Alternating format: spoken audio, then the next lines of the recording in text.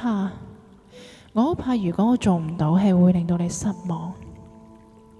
我唔想失敗，亦都唔想令到你難過。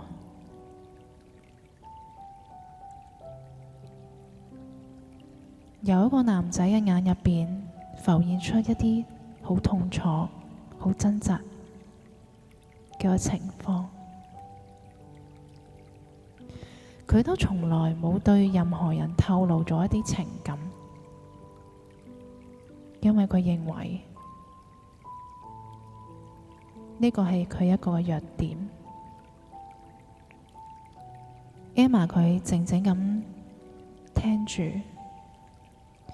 然後輕輕咁握住佢嘅手，佢話：愛情唔係一場賽跑，唔係邊一個到咗就邊一個贏。